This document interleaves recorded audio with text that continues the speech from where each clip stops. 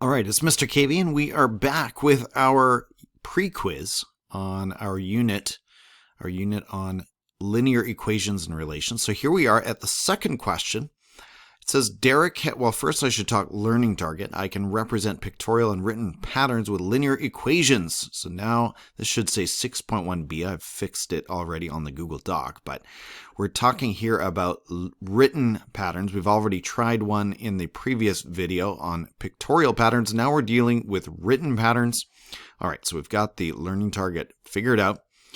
Derek has $15.60 in his bank account. He plans to withdraw $15 every week for a year. Create a table of values for his first 5 withdrawals. All right. So there was some disagreement with the textbook on this, and I think there are different ways of looking at it. But let's proceed with how I would do this problem, and then you can disagree if you want. But for A, I'm going to change the font to make it a little bit larger now. Let's go to normal size. Okay. So for A, what? I can't. All right. Okay. Oh, that's a lot better. Okay. So for A, we're doing a table of values here. So I'm going to make the first column, we're going to say his withdrawals. And I'll call that W. And then the second column I'll call dollars. And we'll call that D. So we've kind of got X and Y going on here. X being our input, Y again being our output. What happens after we change the input? Okay, so first withdrawal, remember he's starting with $15.60. I'm just going to point to that for a moment. He's starting with $15.60, and he's taking away $15 every week for a year. So let's map that out. After one withdrawal, he should be down to $15.45. Now, the textbook, again, is going to say after week 1, he has $15.60. You know what? Well, I have a feeling the math will work out better if we follow the textbook, but just reading this, I mean, I'm responding the way I would if I was a student. I would say he has $15.60 to start, and then he withdraws 15. Yeah, he hasn't withdrawn anything yet. So one withdrawal, 1 week goes by, he makes one withdrawal, he should have $15.45 left. $15.30. This is just real world problem solving, right? The next one would be $15.15. Why are my numbers drifting to the right like that? Okay.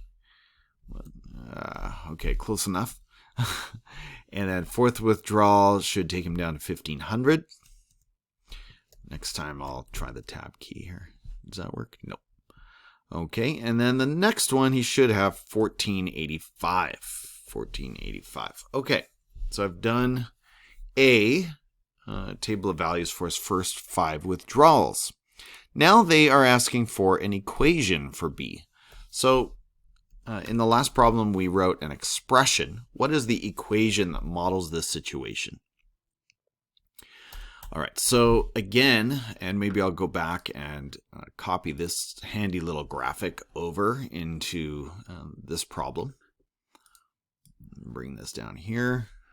Okay, so remember we've got Y. We're always going to position, or generally speaking, we're going to position Y here. In this case, Y is my D, so I'm going to say dollars equals something times X.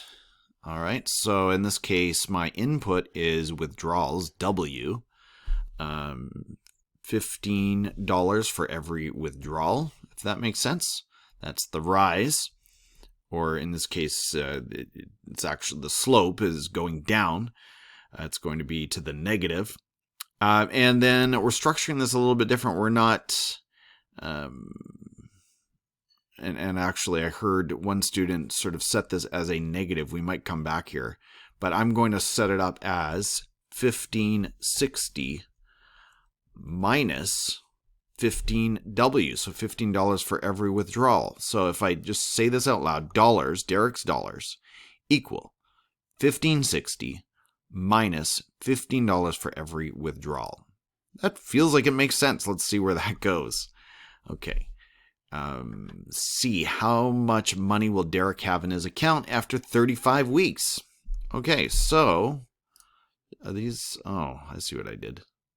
Somehow I separated this text. Sorry about this. Let me include it in there.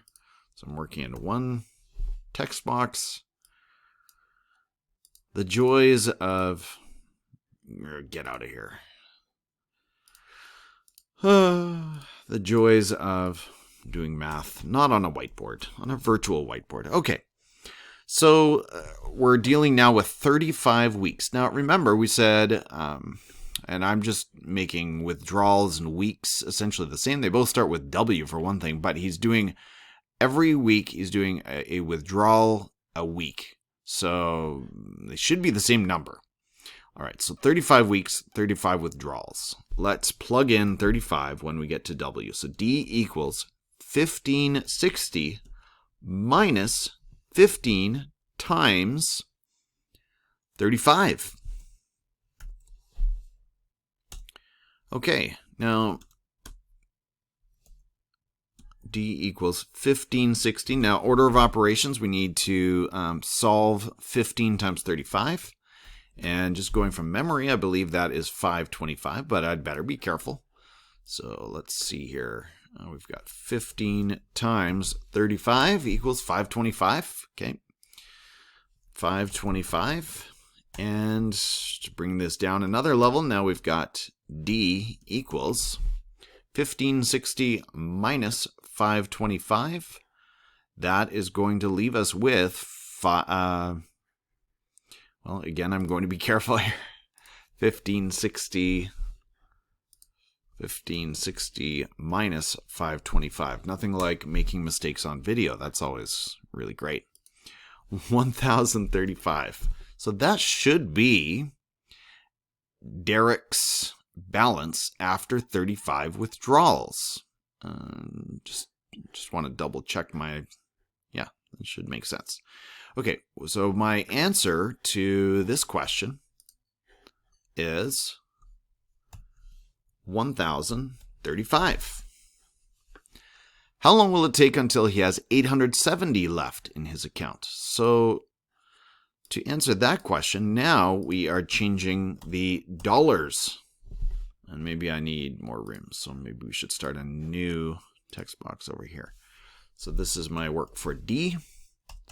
So now we're going to substitute 870 in the place of D. D, remember D is dollars. So let's put 870 equals 1560. I'm going back to my my equation, not expression, equation, minus 15W.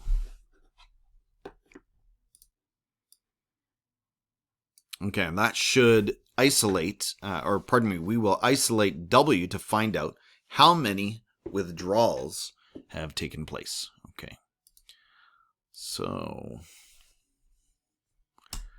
what's our next step? Well, I want to, I see this is going to set up a negative. That's all right. So I want to isolate, again, isolate W. One thing I want to do is get rid of this 1560.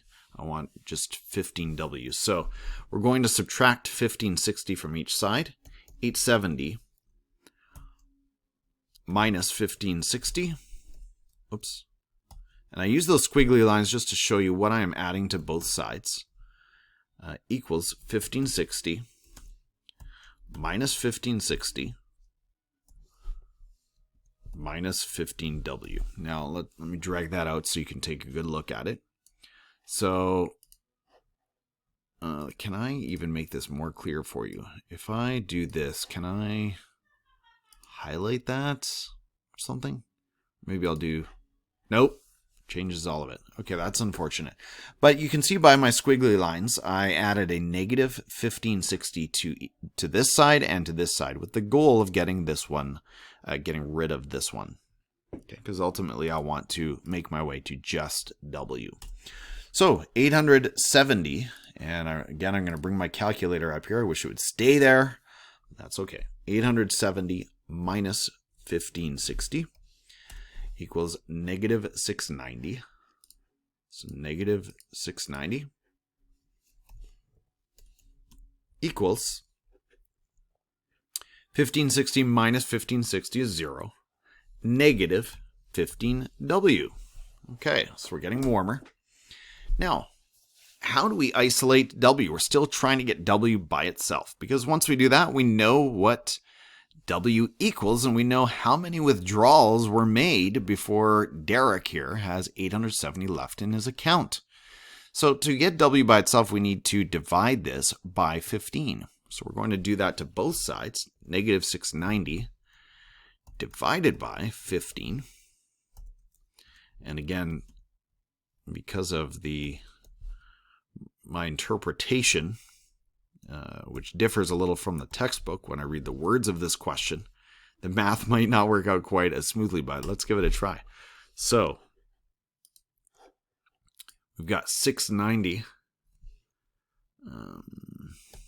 and I'm just going to ignore the negative sign for now.